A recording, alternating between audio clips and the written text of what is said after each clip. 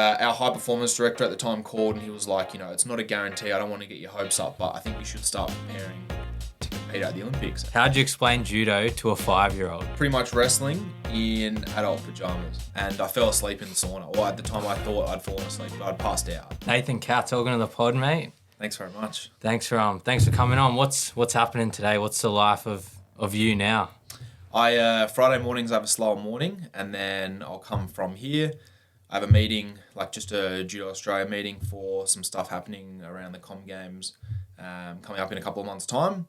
And then my brother will train this afternoon with our group, and then Friday night normally watch a couple of games of footy, have a couple of beers. I'm not a full-time athlete anymore, so it's a different lifestyle than it was a couple of years ago. So Who do you go for in the footy? Para, unfortunately. Yeah, me too, mate. Me too. Long suffering. Yeah, it's tough. We're resilient, though. We can get through anything, Para fans. Yeah, man, I remember 2022, went to the grand final. My dad's a Penrith fan, which makes it worse because I chose this life, Man, that was brutal. Yeah. 20 minutes in, I'm just like... Mate, I paid like $700 for tickets, and I went with my dad, Penrith fan, and I 10 minutes after halftime, I just walked out. If Para made a grand final, I'd pay anything. Yeah. Mate, it's a tough gig. I was overseas that year, 2022, but my God, it was depressing. But such a good year. When Para's rolling, the weeks are shorter, everything's better. Yeah, no, it's unreal. They've been going all right the last couple of weeks. Hopefully they can keep going. Keep going. Yeah. So what are you actually up to now? I know we'll talk about all your judo and Olympics and stuff in a bit, but I know you and your brother Josh, who friend of the show, Josh, we had on. What are you guys doing now? Yeah, so I've got a couple of different hats on at the same time. I work for Judo Australia. So I'm one of the junior national coaches, the under 18, under 21 national coach. And then I coach Josh now. I coach at our judo club in Castle Hill, Budokan. I coach at the Hill Sports High School, so I have a couple mornings there a week. And then Josh and I have a business together where we do corporate speaking, some mentoring in schools, and I do some speaking for the Olympic Committee as well. So my weeks look pretty different all the time. They're busy. But I think when I was transitioning away from being a full-time athlete, I knew that I needed to be busy and have a lot of stuff on. So I'm not really the best at sitting still and doing not much. So, it's busy, but it's exciting. Yeah, in terms of retirement, were you just was your body just done? Or were you just fell out of love with? Because it is a tough combat sport. I feel like you can't be half in it. Yeah, 100%. It definitely wasn't falling out of love. I had a lot of physical issues probably from 2018, so about 2 years before the Olympics in Tokyo was supposed to be. Obviously, they got pushed back a year. I started to have a lot of issues with my back, and then I sort of managed to just get through Tokyo, and then I had some mental health challenges during my judo career where I was just very up and down and used to find it very challenging to, I guess, find a balance where I would go to competitions. If they were good, I'd be great. If they were bad, I would just be in this pit. To the point where you wouldn't get excited for competitions coming because you knew that it could go either way and it could be great. And if it wasn't, I knew that I'd be in a really shitty place on the other side of it. So that was a big challenge, but sort of got through the Com Games in 22 with Josh, and that was your big sort of boost where you had a good day. And it sort of sometimes in things like judo, I feel like athletes are sort of sickos in the sense of you just need one tiny moment of hope to just sustain you for another however many years. So we had that at the Com Games, and then I wanted to get back to the Olympics for a third time. Josh had obviously missed Tokyo, so we were motivated to get back there together. But I think my body was just really, really struggling, and at the end of 23, I had neck surgery. And it certainly, I wasn't medically retired or anything like that, but there was not really strong advice that this was a good idea. And I think by that point, I just worked through so many setbacks and challenges that I had just sort of didn't have that desire to keep dealing with those challenges anymore. So it was definitely a large part physical, but definitely mental as well. I think the load of the ups and the downs and dealing with some of those challenges, I think I just grew out of love with having that roller coaster of a life, I think. Yeah, I know a lot of the footy players talk about it, that when you're playing sport at the highest level or doing anything at the highest level, you have those massive ups and those massive lows, and they find it hard to sort of transition into normal work because 99% of jobs don't give you that. Yeah. How did you find that when you were transitioning? Yeah, it's funny. It's probably the big messaging that we have when we do a lot of speaking is around I think everything in life is just to do with having some purpose and passion. And for me, throughout most of my career was judo. Like I loved judo. Some bits that were challenging, but I loved all of it. I loved the easy bits. I loved the hard bits. I loved losing. I loved winning. I didn't love obviously the feeling of losing, but I loved what that would do to me after, where you'd just be so motivated and hungry to not have that experience again. But I feel like on the back end of my career, I started to think about what it was that I wanted to do. So I was at uni, and the challenge is you do in that moment feel like nothing's going to give you the same feeling that standing in a tunnel at an Olympic Games and there's 20,000 people in a stadium screaming is going to give you, because you don't get that when you're sitting at your desk job or doing anything really. But now I started coaching, and I sort of knew that I was going to be a good coach, but I didn't know if it was something that I wanted to give all of myself to, because it's all encompassing, similar to being an athlete, except now you're not just responsible for your careers, but you've got Josh and all these other athletes too. And I think for me, that just gives me so much purpose, and I probably now enjoy this more than even when I was competing, because I don't probably experience as much like personal turmoil from the up and down. I definitely ride the highs and lows with the athletes, but I probably have a little bit more ability to leave it at judo. My partner would probably disagree with that I bring it home all the time, but I probably do a better job of balancing it now than what I did as an athlete. So I think having something that you can give all of yourself to, and obviously I'm so passionate about coaching and our business and things as well, then you sort of don't think too often about what you used to experience, or they're more positive memories as opposed to I terribly miss it. Yeah, it's just hard, I feel like, because to be the best at anything, you can't really just leave it at whatever it is, you know what I mean? You have to be thinking about it all the time. Yeah. So it's hard to really balance those two things. For sure. I think the big part of it, that's a good point. I think a big part of the back end of my career was I was getting really tired of how selfish being a full-time athlete is. And the nature of Olympic sports is I wasn't really making any money from judo. I was making money speaking, and I was making money because I had been to the Olympics, but it wasn't from the Olympics. It was the sponsors and the speaking opportunities and the engagements that you could deal with away from judo. So it's hard, for the footy boys or for professional sports.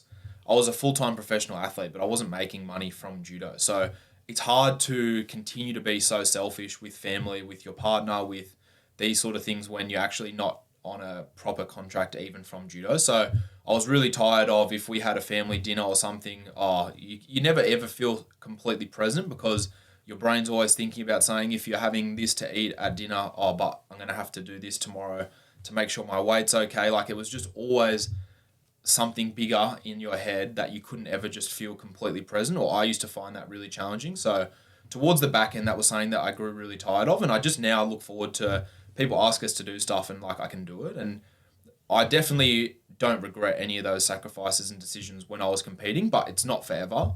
But now you coach and you sort of are having the same things. Yeah. Like, we got a friend's birthday on Saturday. I got to rock up a couple hours late because I'm coaching in the afternoon, and people understand. I think for anything that you're passionate about, people understand. Talk about the Olympics. You went to 2016 and 2020/2021.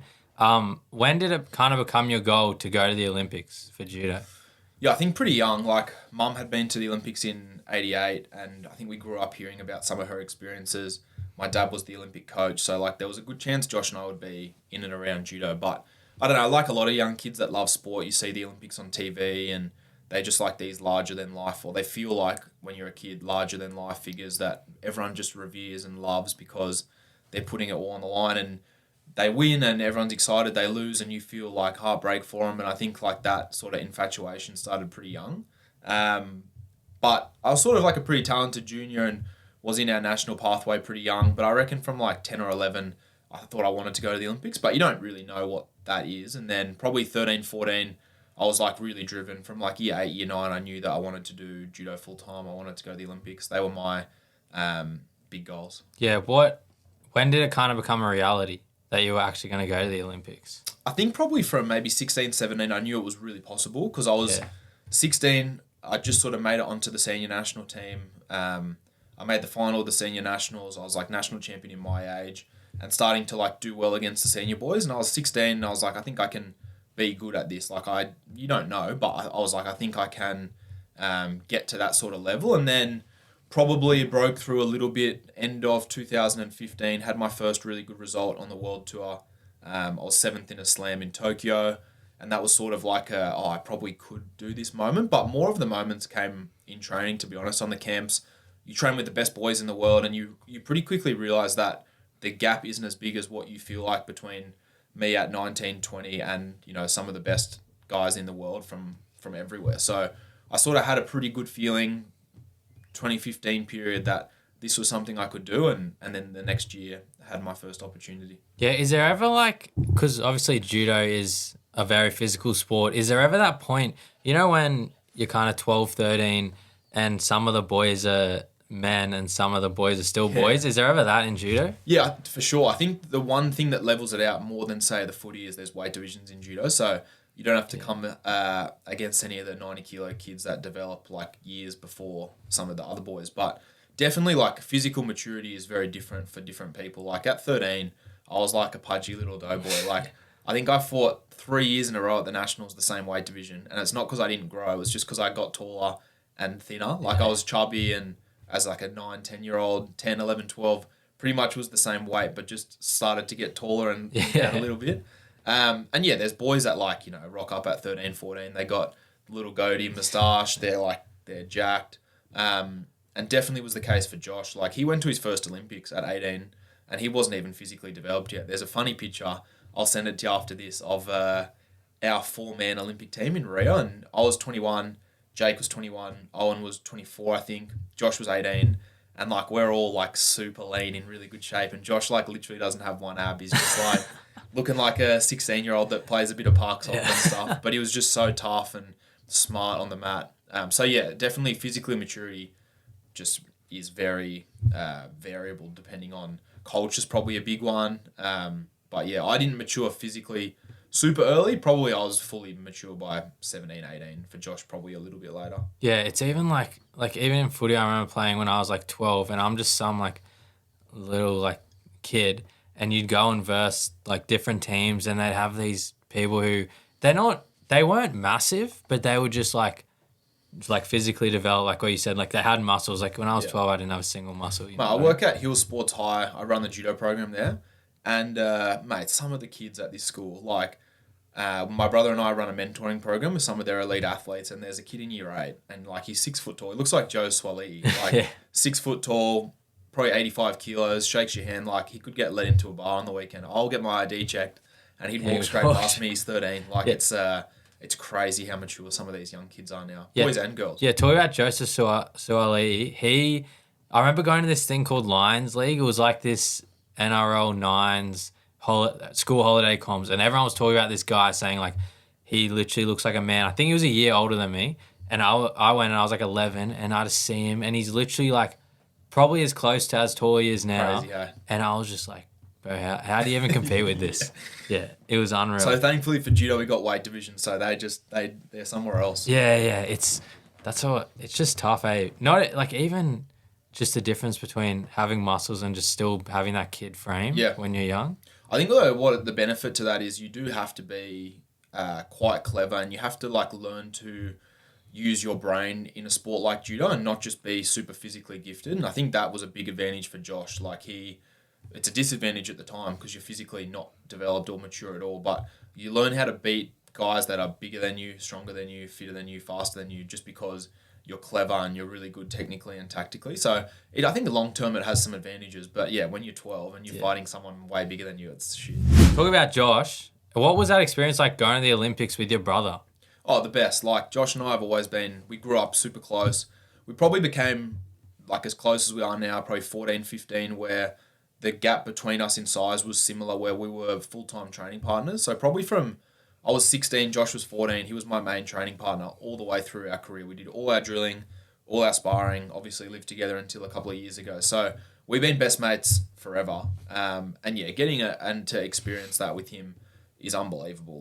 The lead up is special because, you're on a Channel 7 ad together and you're having these sort of cool experiences. But then I think we grew up talking about the Olympics, and it's always a dream. And then you walk into the village and you go into your room and there's these suitcases filled with Australian kit on the bag of stuff that, one of the seniors would give you an Olympic t-shirt from Beijing or from Athens, and you would hold it like it's a like a fucking some dinosaur bone or something. Like that's how special and how much you treasure it. And then when it's yours, you're like, oh, this is like really a dream come true moment. And getting to have those experiences with Josh was the best. Like they're the things that I treasure the most from my career for sure. Not matches that you won or lost or, you know, famous people that you met. It was all just like the experiences with Josh and my other close mates and family throughout those experiences for sure. Yeah, did you talk about the 2020 Olympics? That was obviously a way different experience to 2016. How was that for you? Did you have to go over there and isolate? Yeah, so the Tokyo Olympics was a crazy one. Like I had done hotel quarantine 3 times already before the Olympics. So I'd done 6 weeks in a hotel room. The last time I'd actually missed qualifying. So at the end of Olympic qualifying, I missed really narrowly. Josh and I went to the World Championships. We both lost a round before we needed to secure our qualification. So we came back home in hotel quarantine, and like I was not in a good place at all. Drinking every day in this room, like you got nothing to do. Like they bring you food in a cardboard box in the morning, and then you sit there, you eat it. Like I was on a uni break at the time. Like what do you do in a room? Like you've just had your dream come crashing down, and there's nothing really to look forward to. Like you're on FaceTime to your partner once a day, but like Josh is in the bed right next to me, so it's not like you can unpack too many of your feelings and stuff. Like it was just a really shitty spot. And then I came out of quarantine and my back was bad, so I wasn't doing any exercise, any training. I was like a mess, really. And then some circumstances changed, and about 2.5 weeks before the Olympics in Tokyo, I got a call that said it's a complex situation, but that there was a good chance that the quota spot was going to roll down and I was the person that would be in the position for the quota. Oh, wow. So I hadn't done judo in about 7 weeks, hadn't been to the gym, hadn't gone for a run, hadn't done anything other than drink quite a bit and eat a lot of crap, and feel pretty sorry for myself for about 6 weeks. And our high performance director at the time called and he was like, you know, it's not a guarantee. I don't want to get your hopes up, but I think you should start preparing to compete at the Olympics. And that was 14 days before the day I was due to compete. And I was actually driving to my girlfriend's house at the time, now fiance. She'll appreciate that. Congrats. Thank you. Congrats. And I had like some wine in the car, just picked up some Chinese like we were doing every other night pretty much. And he called and I just turned the car around and I went for a run. I was on the treadmill for an hour and a half. And at the time I hadn't been for a run in ages. I was like horrifically unfit and out of shape. And I weighed myself the next morning. I went for a walk that night with my partner. We were just like talking about like, is this sort of even happening? It was just like, it felt like completely surreal. And I woke up the next morning and I was, I think, 76.5 kilos and my weight division was 66. So I had about 10.5 kilos to shift in 13 days. And then I got official confirmation about 4 days later that I'd be competing at the Olympics in Tokyo, 9 days before I was going to compete. And then 4 days later, I got on the plane, had a couple of days in Japan, a lot of masks, a lot of buds going up nose for testing and things. And then, 14 days after the call, I competed at my second Olympics. Yeah, so with the 2020 Olympics, I feel like it was like so, even though no one could watch it, it was so engaged with because everyone was in lockdown doing nothing. Like that was the only sport to watch. Yeah, I think it was like by far the best ratings they've ever had because Japan and Australia are more or less the same time zone as well, whereas Paris, everything's on in the middle of the night or quite late in the evening anyway, whereas Tokyo, I think it's a 2-hour time difference or 1 hour time difference. So it was literally, and everyone was at home. Even if you had a work from home job, you still had the Olympics on TV and everyone was so engaged. And I felt like it was sort of the little boost that people at home needed at that time where you could only walk around your local area and there wasn't much sort of hope and optimism. And getting to like watch Jess Fox win an Olympic gold medal and like see these moments, I think like gave everyone a little bit of a boost. So yeah, it was a surreal experience. Very, very different Olympics from Rio, but still one that obviously, especially how it panned out for me, was super grateful to be a part of. Yeah, it was. I just when I think of that Olympics, I just think of the athletics and how it was just in like the empty stadium. It was just weird as. Yeah, it was. I spoke about that the other day. Actually, was in Rio. There's 20,000 and it's loud and they're screaming and they have like their chant that in Portuguese. I'm not exactly sure what the phrasing is, but it's like "You're gonna die," and they chanted at the UFC and they were chanting it against the people that the Brazilians were fighting at the competition. So you go from that and then in Tokyo it was a bigger stadium, with about 100 people in it, and it's just obviously like other support staff and other athletes. You could go and watch the other days, and it was just empty and quiet. And it was like one of those, those like horror movies, your I Am Legends and stuff, where there's no one on the planet. Like it's just you. And you're standing in the mastering, and Matt, it was frightening because normally you're so nervous and you have all these feelings sort of overwhelming you, but then you can just, the noise normally drowns it all out. Whereas at these Olympics in Tokyo, it was silent. So like you were standing there, coach behind me, Daniel, the boys you're fighting against, his coach, like you can hear his coach talking to him. You can hear him breathing. Like on the mat, you could literally hear like the other guy and yourself breathe. Like it was just so weird, but probably something that'll never ever, I hope, happen again. So a cool experience to be a part of. I wanted to do a little game. I just thought of this idea like a couple of days ago. I don't know how it'll go, but basically, I feel like judo is a niche sport. So I thought of this game where basically there's 5 different people and I'll tell you what they are and how would you explain judo to them. Okay, so first one, how'd you explain judo to a 5-year-old? To a 5-year-old?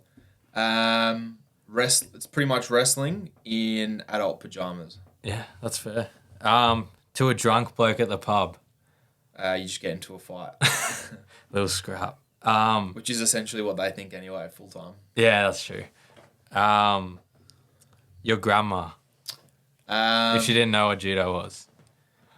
Oh, neither of my grandmas really understood. And both, unfortunately, aren't alive anymore, but they both very supportive but had no idea what we were doing. You just sort of tell her it's a little bit like tennis. It's very safe. Don't worry, I'm not getting hurt. And I really love it. Don't worry. A UFC fan? I guess like a sort of a little bit of a mix of wrestling and jiu-jitsu, more standing. You wear a gi similar to jiu-jitsu, and obviously there's no striking, so throw the other person flat on their back. So probably the wrestling and jiu-jitsu aspect combined. Yeah. And a footy player. A footy player? Yeah. They have a bit of an idea, obviously, because most of them are super into the UFC now. So, like probably the similar way you'd explain previously, just like a bit of a mix of wrestling and jiu-jitsu with more focus on the standing and throwing, but the ability to pin, submit by choke or arm lock as well. Have you guys worked with any... Because I know the footy players... I don't know if it's judo, but they obviously work on their wrestling. Yeah, I think the Panthers used to, and now the Bulldogs work with Smeaton Grange, which is Rob Whittaker's gym, who we had done like a little bit of wrestling with there before. I don't often, like Josh and I once with one of our old managers, we went and did a session one day with Volk and Colby Thickness and their team down in Wollongong, which was cool. Yeah, and Volk's someone that like has reached out a handful of times over the last couple of years and been super supportive, and he's just like a really good dude. And we got to wrestle with those boys that day, which was fun. Judo obviously very different, but I definitely wouldn't want to have to strike with those boys, but it was fun getting to wrestle with them a little bit. Yeah, how was it kind of meeting out with Volk? I actually saw that he followed you on Instagram when I was kind of doing my research. How was it? Because he's like an Australian icon, you know what I mean? I think, the thing, it's like, you don't want to ever meet your heroes, and Volk wasn't my hero. Like, I grew up, I loved him, and I loved the UFC. I watched most of the card. But he's just like, I think the reason he's so beloved is because he is pretty much what you get. And I've only met him a handful of times, but that day spent a bit of time with him. And he's just sort of what you get on TV. Like, he's just very down to earth, very himself, works very hard. Probably not the most like physically gifted or talented guy, but just like a grafter. And I think they're the sort of people that Australians like want to get around because, if you work hard and follow your dream, you always get told that you can do crazy things. And I mean, he played reserve grade footy and then ended up being UFC world champion. So it's unbelievable. But yeah, they're good boys down there. It's a good team. Yeah, I feel like a lot of the Aussies, because I just feel like that's how I raised. They're pretty, what you see is what you get. None of them are like too big for the world, you know. Yeah, and like he lives now on a farm. Like he's not driving a Maserati and anything like. And people that do, like, fair play to you. I would if I could. But, like he's not head to toe in designer gear. Like he's just a normal bloke with a nice family. And I think like that's what I want to be. Like that's what most people grow up wanting to be like. So yeah, it's they're cool experiences for sure. Yeah. I want to also talk about cutting weight. I spoke to Josh a bit about it. How did you sort of find that experience? Yeah, horrible. It was the worst part of it for sure. And to be honest, I probably didn't have as much information when I was younger as what I hope to now give the younger guys that I'm looking after. And it's something that, if you do it badly, it's just so detrimental for your health. And I was fortunate in the sense of like both my parents had experience, but it was some time ago that they'd competed, and like the way that they used to make weight was archaic as well. So now there's so much more information and knowledge and ways to do it so much more safely. But yeah, it wasn't great. Like I used to compete at 66 kilos. And when I was lean and in shape, I would weigh 73 in really good shape and pretty lean. And for the MMA guys, they would be like, oh, that's not that heavy. But the difference being like we would compete 12 or 13 times a year. Oh. So like you're constantly making weight, constantly yo-yoing back up. If you had done it poorly, the next time the weight got even higher and it got harder, and you couldn't just give yourself a couple of months to get your body right because there were Olympic qualifying tournaments year round. So it was something that was a big challenge for sure. And I think something that if I had all the knowledge I have now, I'd go back and do it very differently, especially when I was younger. Yeah. And that's like a big part of now, I guess, the influence I'm trying to have on the young boys and girls that I coach. That, I used to think it was cool when I was 15 or 16 to like have to sweat off and be heavy and stuff. And it's like, man, you're an idiot. Like it's the least period of time you have to do that for, the better, especially for these young guys. Yeah. What's the difference about like how they do it now compared to how you and how your parents were doing it back in the day?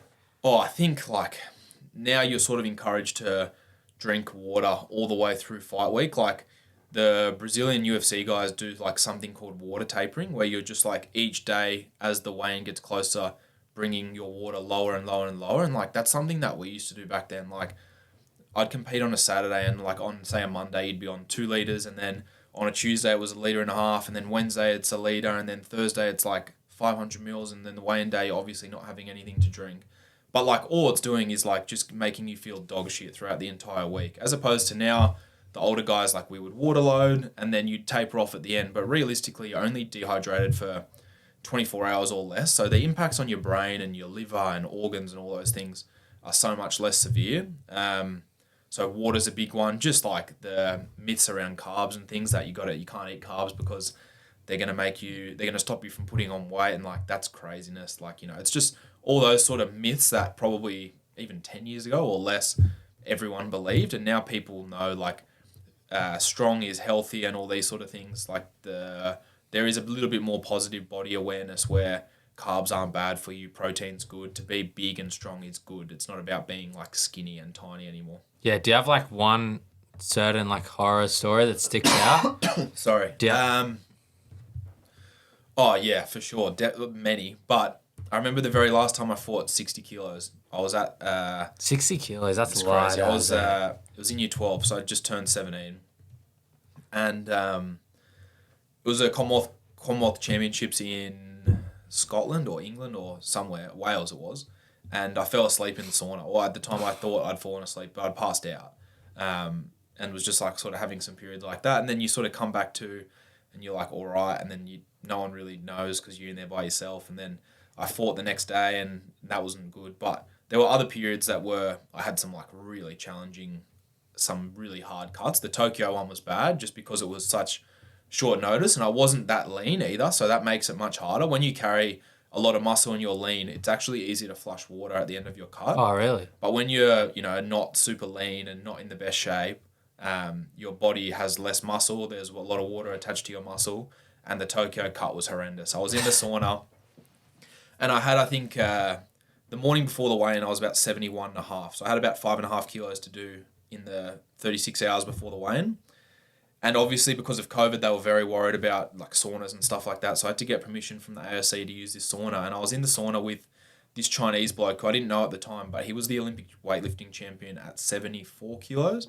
And mate, I was laying on the floor like completely cooked. And I had to get a picture of him which sounds horrendous to say, but I have never ever seen, obviously he's a complete juice head, but I have never seen someone look anything like this. Again, I'll show you the picture after this. And like the striations and veins through his legs, through his chest were just ridiculous. And then there was me like shriveled up on the floor, 66.4, trying to get the last little bit of weight off. The cut in Tokyo was horrendous, but you got no option and it's the Olympics. So if you don't make weight, there's no competition, and that just wasn't something that that was an option. Yeah. So say you were in Tokyo, and so what'd you compete at 66? 66, yeah. And you weighed and you were like 66.5. Is it just No Olympics, see you later. Did that happen to anyone? Not that I know of. It has happened before. Like historically, there've been people that fail weight at the Olympics. That'd be the worst. Horrific. I couldn't even imagine. It's just not an option. I think like I never missed weight across my full career. Like I first probably had a little bit of a weight cut when I was about 16 for the under 17 World Championships in Ukraine through till 28 when I fought at my last competition. And like it's just not an option. It's just something that you have to get done, no matter how bad it is. No one cares, you just got to figure it out. So you cut 10 kilos in like 2 weeks to make that weight? For that, yeah. And it's not like, obviously we're glamorizing a little bit because it's a fun story, but it's definitely not something that like is advisable or like I'm not a role model in that scenario. But like if you get an opportunity to compete at the Olympics, if I was 20 kilos over, I would have had to try and figure out a way to make it happen. Like there's just some things that... What did you do? Like, what was your day-to-day for that to cut that much weight? Because my back was so bad, I only did judo, I think 3 times in the 14 days. Like, a lot of people were saying, you got to, like, get as much judo as you can, but I couldn't. I'd had a couple cortisone injections in my back as soon as I found out.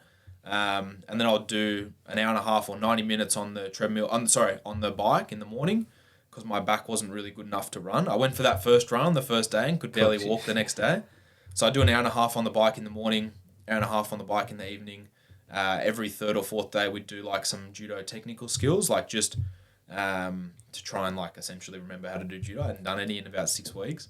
And I'd go for a walk in the day, like take our dog for a walk or something, but just like to burn easy calories. And I reckon I would have been on like 1,200 calories or something stupid for the 10 days. And I had support from one of the guys, Reed Real was his name, who was at the UFC PI in China, and he used to work with us at the AIS, and he sort of helped me bring my weight down as safely as possible, and then managed to get down. Mate, that's crazy. 10 kilos. You should sell a course, mate. Mate, anyone that wants to get my information on stuff like that, they don't want to look like what I looked like at the weigh-in. So, I looked just like a shriveled up little meth head, really. Like I didn't look good at all. Yeah, made it. So that's all that matters, though. Yeah, that's good. So I just got like sort of 10 quick fire questions just to bring out a few maybe weight cutting stories, something like that. So first one, toughest athlete you've ever faced? I competed in Tokyo Grand Slam in Japan against Hifumi Abe was his name. He was Olympic champion in Paris, Olympic champion in Tokyo. I think he's 4 or 5 time world champion now. And it was so funny. I won my first round match. And the way it works is you walk through through marshalling and you get gi control. So they check that your gi fits properly. And anyway, so I won my first match and I was wearing the same gi that in the second round against this Japanese guy as I had in my first match. And they're checking my gi and they failed it. They said like I was too small just because like they can. Yeah. Anyway, he obviously is like this huge superstar in Japan. There's so many cameras following him. And he had like this big coat on over the top of his gi and he walked straight through gi control, didn't even take his coat off. And I'm like, oh man, I'm in so much trouble here. And I fought so many world champions and world medalists. And to be honest, I always felt like I was in these matches. And with him, like we bowed on. And as soon as he put a hand on me, like we fought for maybe 2.5 minutes. As soon as he put a hand on me, I knew I was in like so much trouble. It was the only person I ever fought where I was like, I am not going to win this match unless he falls over and breaks his leg. He was just unbelievable. And he's still going now. He's probably one of the best ever. So it's cool to have had that experience. But yeah, just an absolute freak of nature. Yeah, that's crazy. That'd be unreal. Your favorite country you ever competed in? Favorite country to compete in? Brazil was cool because the crowd's just so passionate. Yeah, they love it over there, right? They love it. Mate, I think the coolest, though, I didn't have a good competition there, but in Tajikistan, which is like near Asia, Central Europe area, someone that is smart is going to make me look like an idiot for saying that, but like that Stan region, and mate, it was a cool place to be. And in that period of time, I wasn't in a great like mental place at all with judo. I was struggling a lot, but it was a place that I really enjoyed. And normally, the way these competitions go, they start on a Friday, and like the crowd will fill in through the day. But Friday morning at 9 a.m, like it's not a full stadium. Yeah. And I was warming up out the back, like with a few of the boys, and like you could hear the stadium was buzzing, and then you walked out for like from not half an hour before the competition had started, the whole stadium was full. Like they just frothed judo, like little kids screaming, like everyone there does judo. It's one of their national sports. And that was cool, like to see them like so passionate and energetic about judo. That was even though the competition didn't go well, like that was a cool place to compete. What's harder, the actual training leading up to the fight or trying to cut weight?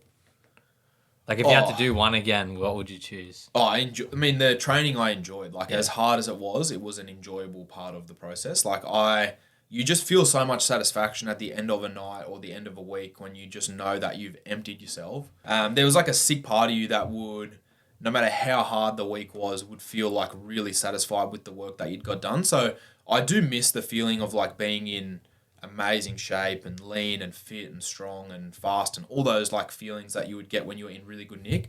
I don't miss anything about the weight other than the fact that there was that same sense of like accomplishment of just being so disciplined that you cheating on your diet and things like that just like didn't really ever come into your head because it wasn't an option. And I think having that like mental strength and place to be at is something that if you don't test yourself like that, you don't have that anymore. Like I'm probably not as resilient when it comes to things like that as I was 4 years ago because I don't have to have those same challenges now. So I think there's sort of something special about like living in those challenging, difficult things. And when you're able to do difficult things, they become less difficult. And I think that's sort of something that I miss in a weird way.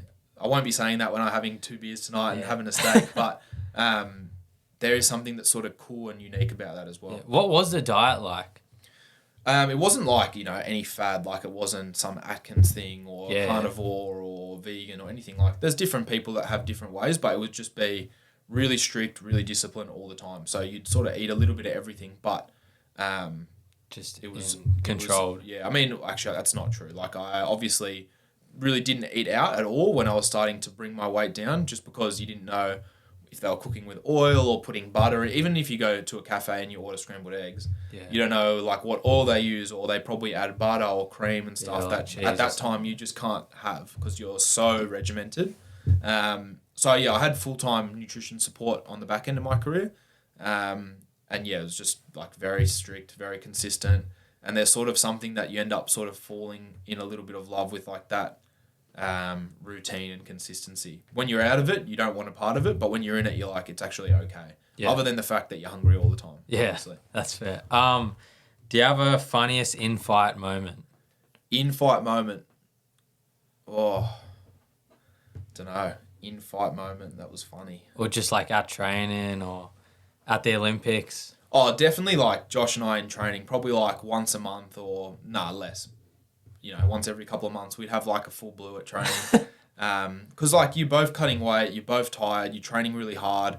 One person's probably a little bit frustrated and you're sparring. And I think what's different about judo sparring and most MMA sparring is MMA sparring, they don't spar at 100% obviously because you can't kick the shit and hit each other in the head all day in, day out and have no repercussions. Whereas with judo, the randori and the sparring we're doing is 100%. So you're getting into a fight 6 or 7 rounds a night, all week, every week. And sometimes you're beat up and tired and sore and your patience is a little bit lower than what it is at other times and you're probably not as tolerant as what you would be at other periods and you might get kicked a little bit harder than what like you think you should have, and then that leads you to sort of hitting him a little bit harder than you should have, and then before you know it, you're calling each other words and dad's telling you to shut up.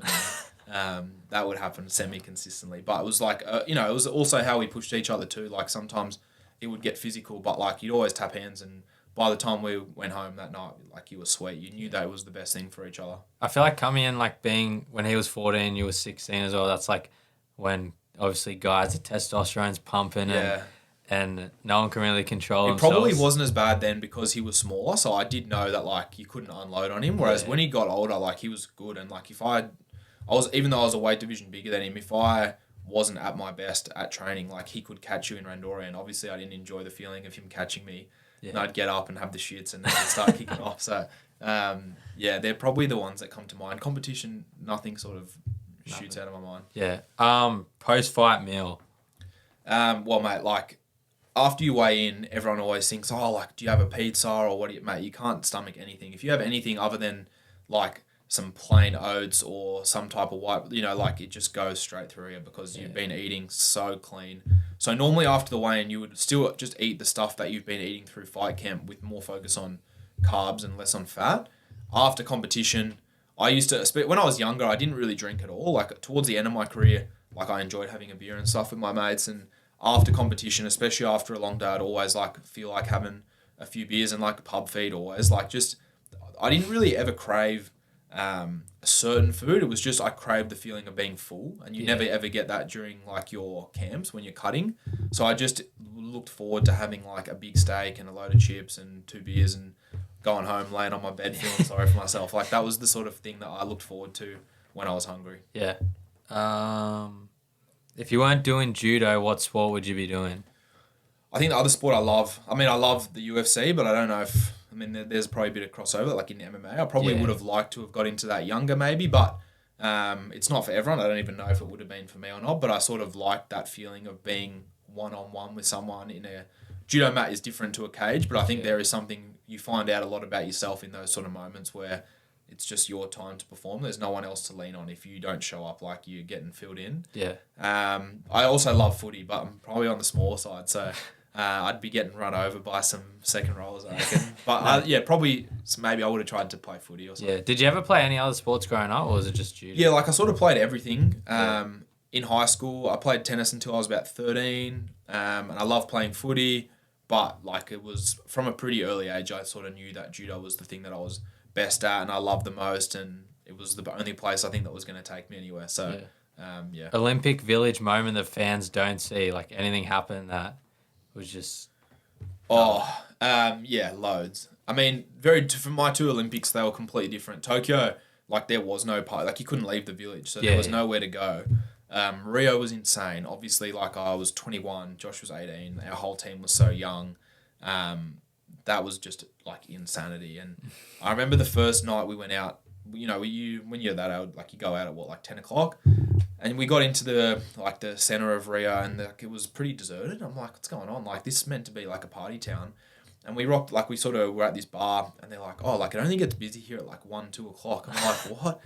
And like they're going through till like 6, 7 in the morning. And there was one memory I had where I came back into the Olympic Village at about 6 or 7 in the morning, and I'd had a good evening, and the chef de mission at the time was on the bus that I was on, Kitty Chiller, and I was obviously in I was in like a going out shirt. I was in like ripped jeans at that, which was cool back then, and probably some Vans or Converse, something like that, and I came back in. I was like, and you obviously have your Olympic accreditation around your neck still, and she would have had one look at me and been like, "What a piece of shit," and she was like, "Good morning," and I was like, "Oh, good morning," and I was just afraid to speak because I knew that like I wasn't in my full capacity, and she's like, "Oh, good morning," or is it good night? And I was like, "No, good morning," and then I remember just like going straight to the dining hall, had something to eat, and going to bed, and then like that's what happens for the next week. But I think the village just turns into a chaos once people stop competing, because you think about it, like up until that time I hadn't had a sip of alcohol in a couple of months before the Olympics. You haven't had a meal off plan in weeks or longer. You've been so disciplined, you've been so rigid, and then it's finished and there's nothing coming up. So it's like everyone just goes completely off the wall. You got swimmers that have been up at 4:30 in the morning for the last 6 years and haven't done anything other than stare at a black line. Now all of a sudden they're allowed to go to nightclubs and go out and drink and have food. And it's absolute ripping. So it's just it's cool. It's definitely not like what you go there for, but it's a fun part of the experience for sure. And last one. Did you have like a pre-match song or any type of music? I get asked this a fair bit, and it's so funny because it changed dramatically like across my career. When I was younger, you grow up and hear that everyone listens to Eminem or Lil Wayne or whatever, and you think that you have to get super pumped up to go and fight. But I used to find that actually would become really draining. Like I would just be on a level all day, and then by the time a big match would come, you'd almost feel like a complete adrenaline dump because you've just been listening to Lose Yourself or Till I Collapse all day. So honestly, by the end of my career, I would actually just try and chill as much as possible and listen to literally soft, soppy music because it would just like help keep me super level. And the song that I used to listen to all the time was Dreams by Gabrielle. Oh, yeah. Which is a banger. And I would just like listen to that like so much. The other one I remember I listened to loads for whatever reason. There was like that remix of that Running Up the Hill. And I listened to that so much at the Com Games that year because I was just like, had a lot of head noise, was dealing with like some challenges, and just used to help me sort of feel chill. And I always knew when I would stand at the marshalling or gi control that like I love competing and I love fighting. So if you need a song to get you up and about, then like something's a bit wrong. I knew I'd always be there. So it was just about staying as chill for as long as possible. So yeah, definitely not music that people would anticipate would get you up and about and ready to have a fight. But yeah, it sort of worked for me. Yeah, I feel like a lot of athletes have sort of talked about that, especially in the last couple of years. I feel like even when I was growing up, it's like, you got to get pumped up, listen to this. But now it's like just relax. And then once you're on, then and I remember that Com Games, one of the girls in our team, she came up to me and just like took my AirPod out of my ear and like put it in to see what I was listening to. And she's like, the fuck is that? Like, what are you listening to? And I'm like, oh, this is nice. Yeah. Like, this is helped me keep me chill and yeah. Yeah. Well, Nathan, thanks for coming on so much. You're an absolute legend. We will stay in touch and get a second episode going. I know you boys want to start something like this, so I'm looking forward to it. For sure. Appreciate it, mate. Thanks for your time. Thank you.